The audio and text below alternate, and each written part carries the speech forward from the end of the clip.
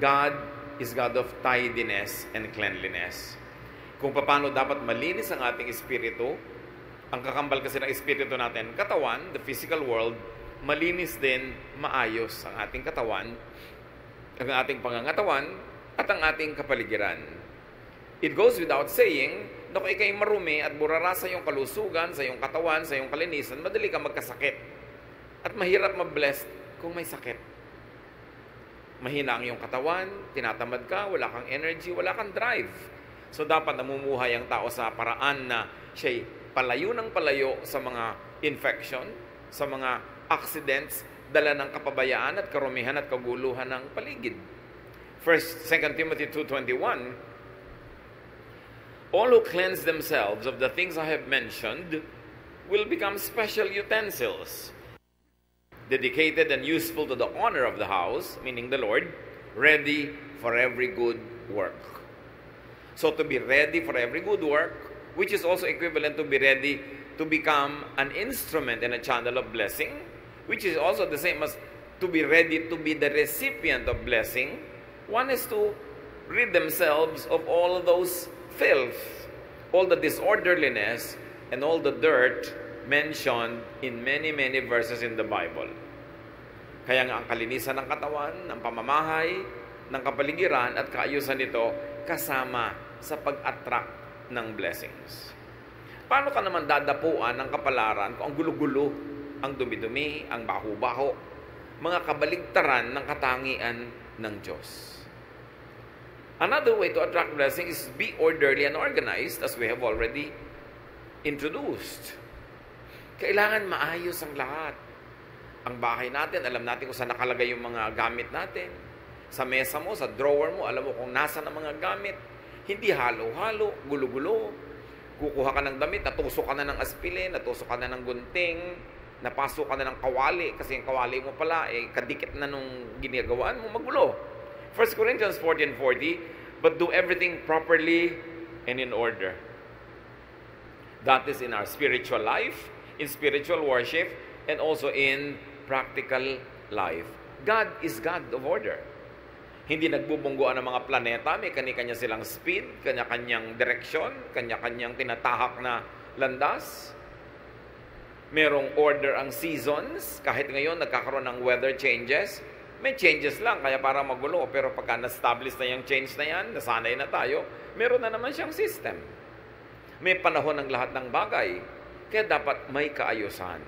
1 Corinthians 14:33, God wants everything to be done peacefully and in order. Ito man ay sa matataas na spiritual na bagay hanggang sa mga kaliit-liitang practical aspect of our life. Maayos. Merong predictability, merong system, hindi magulo. Ganyan din kahit nagnenegosyo ka, maayos ang iyong record keeping, maayos ang iyong balancing ng iyong funds, maayos ang pakikitungo mo sa iyong mga kapwa manggagawa o manggagawa, sa iyong mga kliyente. Kasi pag magulo, hindi ka nakakapag-deliver on time, gulo-gulo ang iyong inventory, paano uunlad ang iyong negosyo? Be positive. And this is very important. Think positive. Be optimistic. Tuwing tayo'y nag-iisip ng negative, ng masama, ng nakakatakot, nakaka-discourage, tatandaan niyo mga kapatid, meron kayong option na yung kabaligtaran nun ang isipin. Na imbes na yung nakakatakot ang isipin, isipin yung kapayapaan sa pananalig sa Panginoon.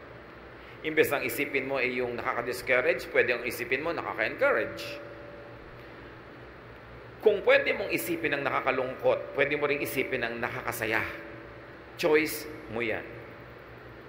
Mark 11:24, everything you ask for in prayer will be yours if you only have faith. This is full of meaning. Lahat daw ng hinihingi mo sa panalangin ay magiging sayo, mapapasayo kung nananalig ka. Ang akala ng iba, ang prayer, yun lang inuusal ng bibig.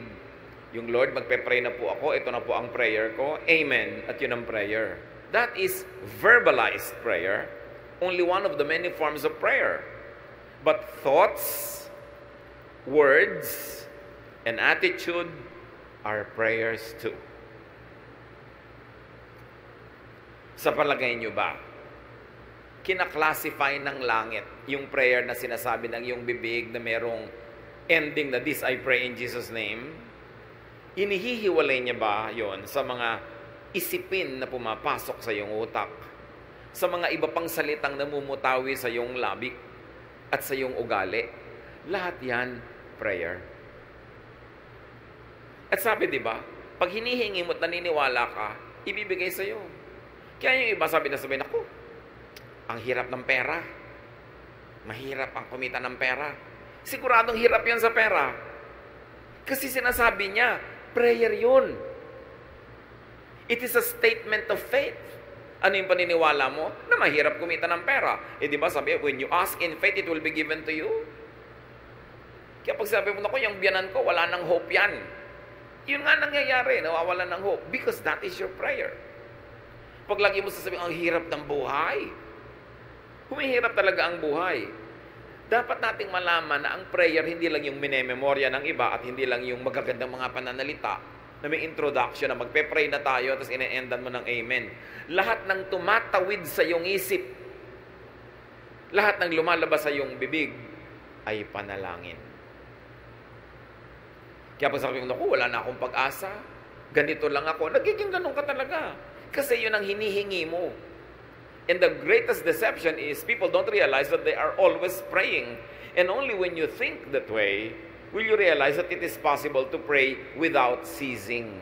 Di ba sabi, pray without ceasing? Pwede ka ba namang hindi tumigil manalangin? Yes, kasi pati ang iniisip mo, panalangin. Pati ang panaginip mo, panalangin. When it crosses your mind, it registers in heaven. Because we connect with God through our thought. Paano ba tayo kumukonect sa God? Through our hands? Nakikipag-holding hands ba tayo sa Diyos? Through our lips? Through our feet? No. Through our thoughts. And what you think of, get registered in heaven. And when you believe in what you are thinking of, therefore you believe in your prayer, it is given to you. That's why watch your thoughts. Minsan, sarili mong anak, sabi mo, itong anak ko na to, bobo to eh. Prayer mo yun. It is a statement of faith. Pag sasabi mo, wala naman lalaking faithful, hindi ganun nga mangyayari sa husband mo sa'yo kasi sinasabi mo na eh, pinagdadasal mo na. Bantayan natin ang mga pinagsasasabi natin kasi natutupad. That is the great and mysterious power of the spoken and the unspoken word. It happens. Kasi we were created in God's image. At pag ang Diyos inisip niya at sinabi niya, nangyayari. Pag sinabi niyang, let there be light, nagkakalight. Pag sinabi niyang, let waters and the earth separate, nangyayari. We were created in God's image. May kapangyarihan ang ating salita. That's why with every word you say, you either bless or curse your own life and others. Kaya dapat mag-isip. Attract blessings, speak good, kind, and positive words. Siyempre, birds of a feather flock together.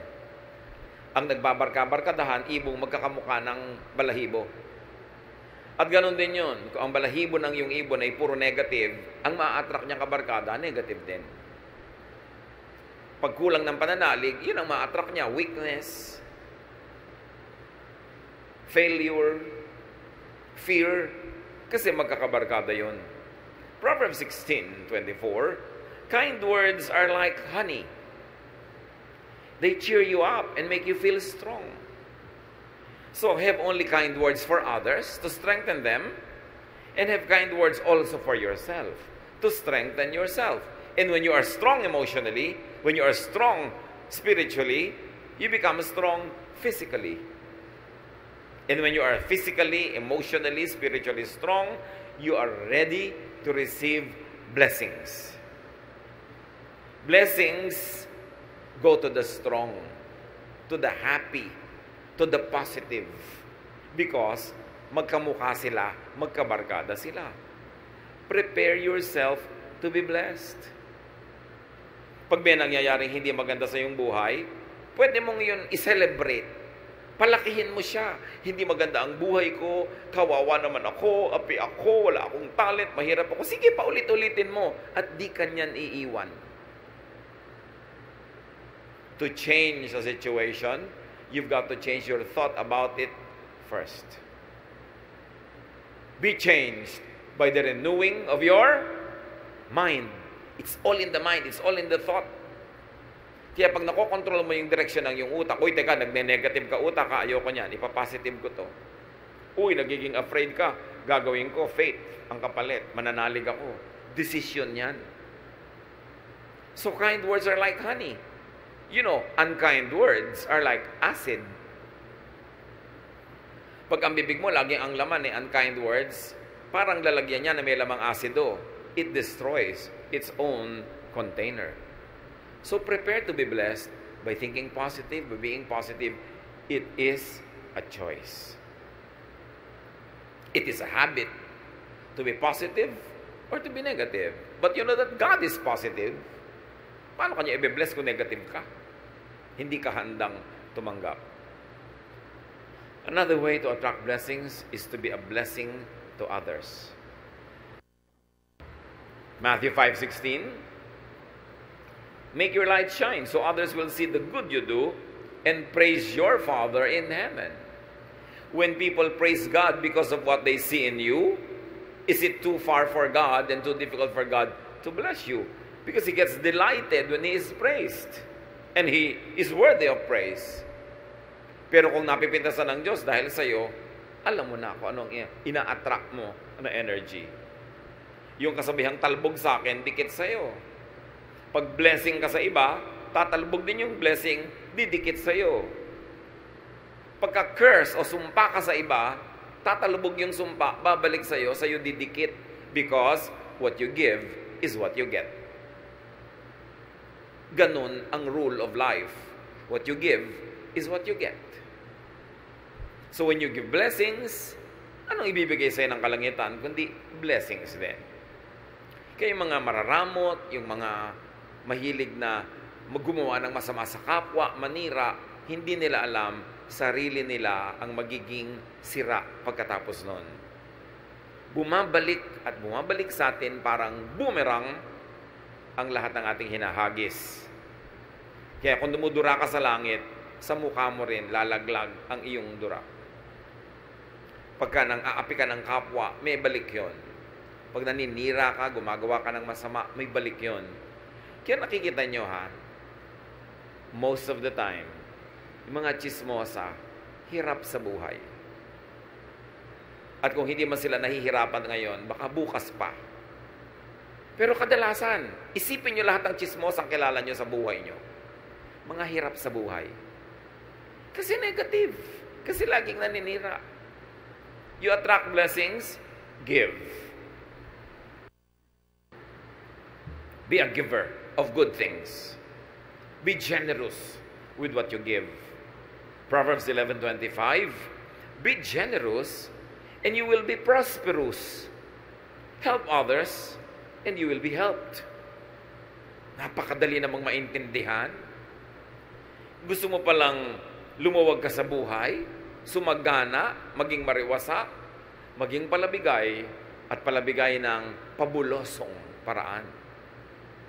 Kasi sabi, pag tinutulungan mo ang iba, tutulungan ka rin ng Diyos at ng iba. Yan ang sikreto para lumuwag ang buhay. Huwag kang maramot. Nakikita niyo yung mga mararamot? Mga hirap na hirap din sa buhay. Kumisan ang damot-damot, laging nanlalamang, nakakaipon ng konting pera, tapos biglang isang grabeng sakit, ubos ang pera. Nagbabalansi lagi. God is the greatest accountant.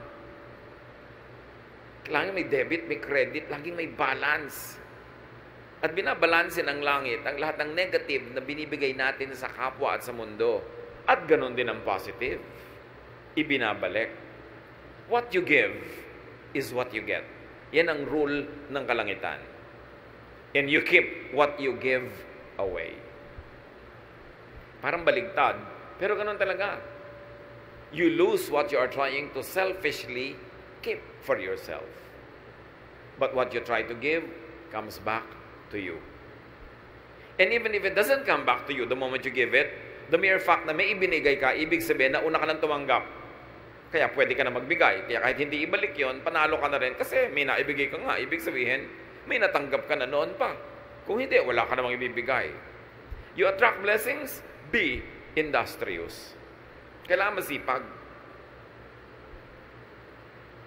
Pag kami nagtatanong sa akin, young person, namimili kung sinong papakasalan among several choices, everything being equal, anak, sasabihin ko, tingnan mo kung sino yung masipag.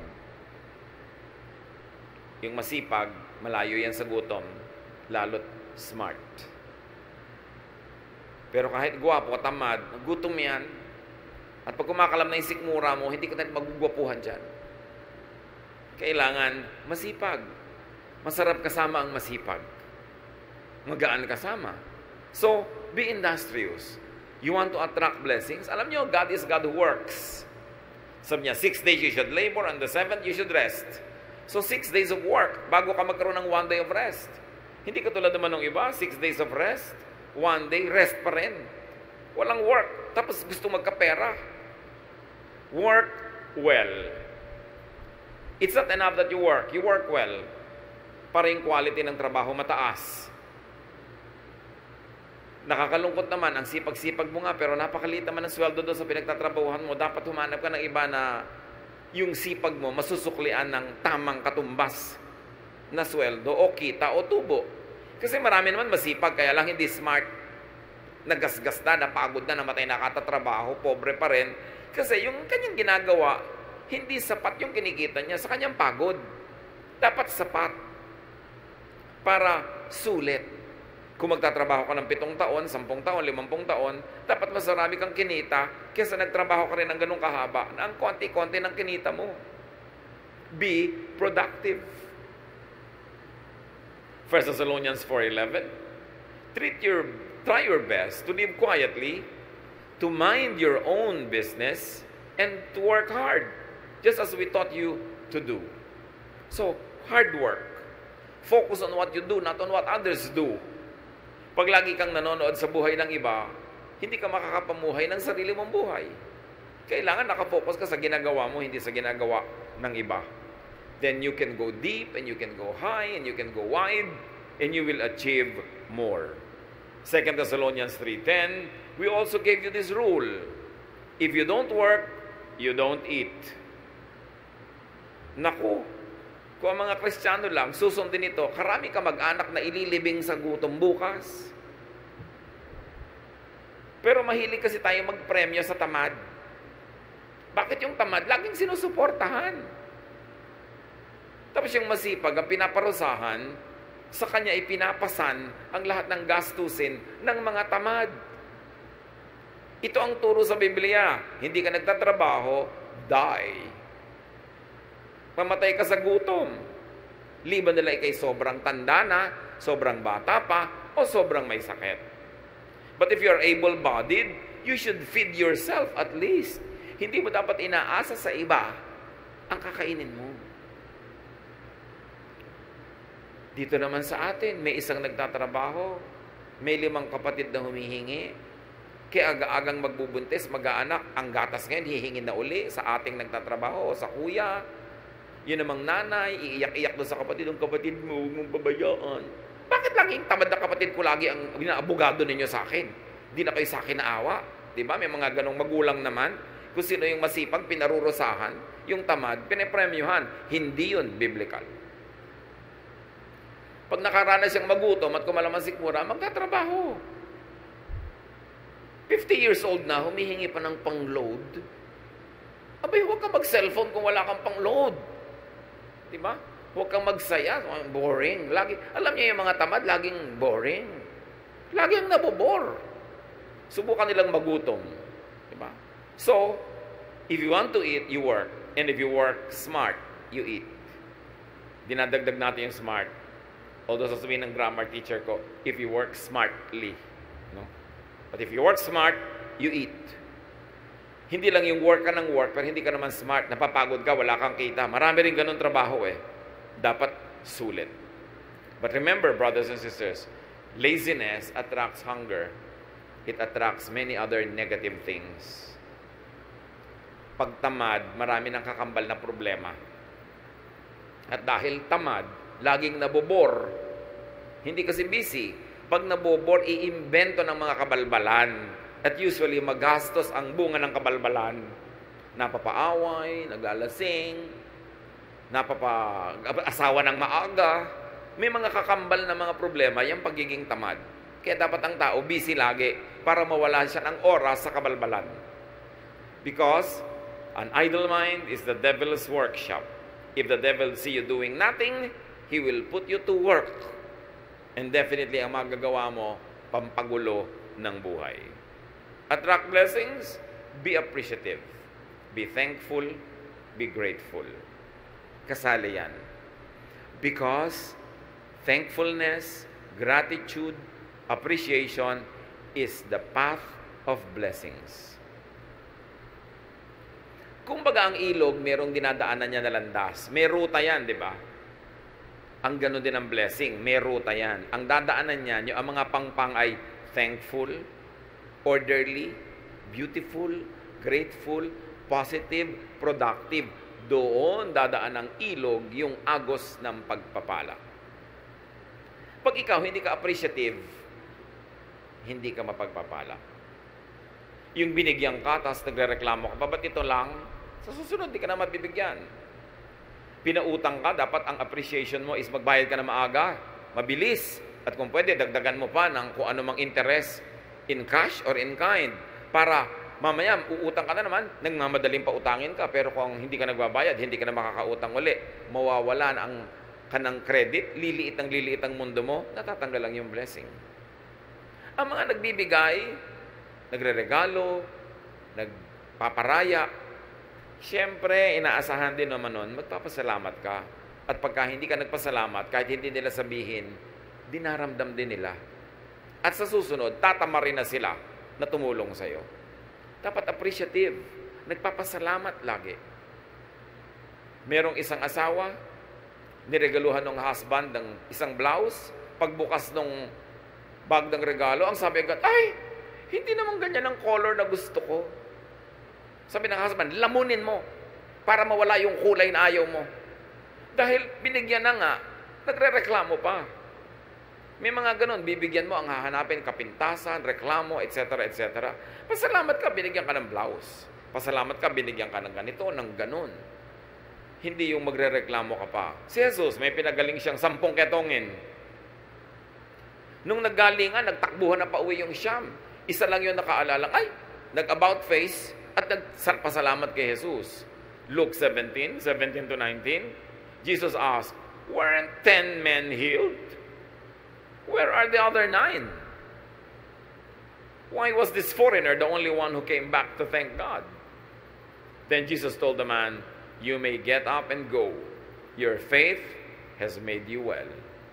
Sa 10 pinagaling, isa lang yung na-affirm, na-confirm, at na-cement yung kanyang paggaling. Yung Siyam, hindi natin alam kung bumalik ulit yung ketong nila. Pero isa lang ang in-affirm ni Lord. Kasi isa lang yung nagpasalamat. Mapagpasalamat tayo dapat. Pagka ikay nakakatanggap, bigay ka agad. Sa nagbigay sa'yo o sa ibang nangangailangan, ganun ang pagpapasalamat. Hindi susuluhin mo lang. At magpapahayag ka talaga ng thanksgiving. Gano'ng karami pa ngayon ang nagpapadala ng thank you card, kahit sa text. Hindi yung pagka nabigyan ka na, nakalimot ka na. Pagka masaya, nakakalimot, pag lang malungkot, nakakaalala. Ang mangyayari, masisira ang papel mo. Hindi ka na kakatuwaan ng iyong kapwa. And you know, we all need help to succeed. We need help in the beginning and in the end. But people help only those that they like. So pag nadala sa'yo, hindi ka appreciative, hindi ka nagpapasalamat, wala man lang mahita at mapala sa'yo sa kagagawa sa'yo ng mabuti, mauubos ang gumagawa sa'yo ng mabuti, lilit ang iyong mundo at mawawala ang iyong mga blessing. Matthew 7:7, ask and you will receive. Search and you will find. Knock and the door will be open to you. But remember, you ask, seek, and knock with your thoughts, with your words, with your actions.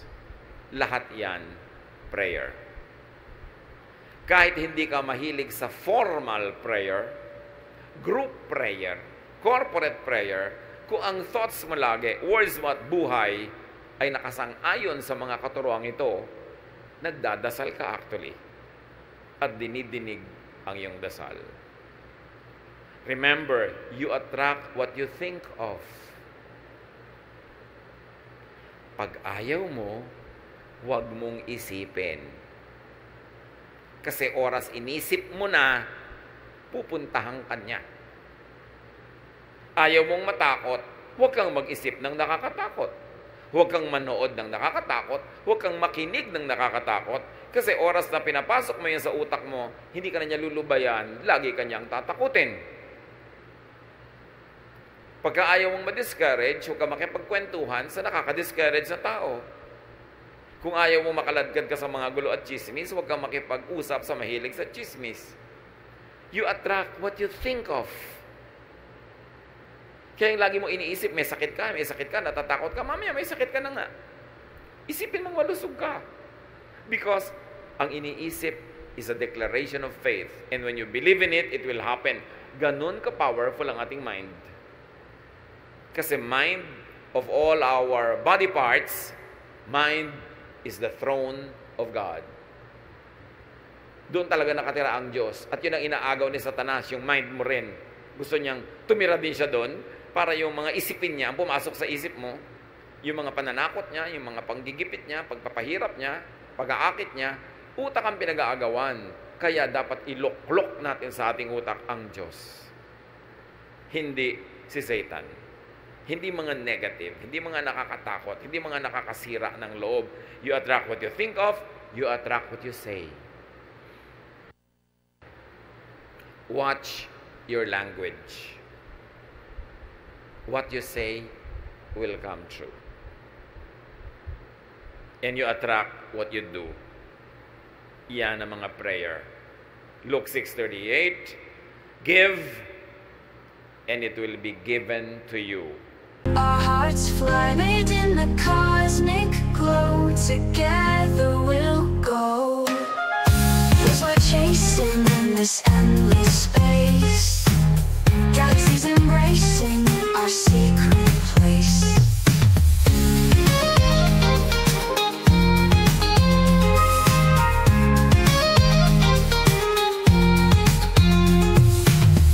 Guitar strings hum with a starry embrace. Melody so clear, guiding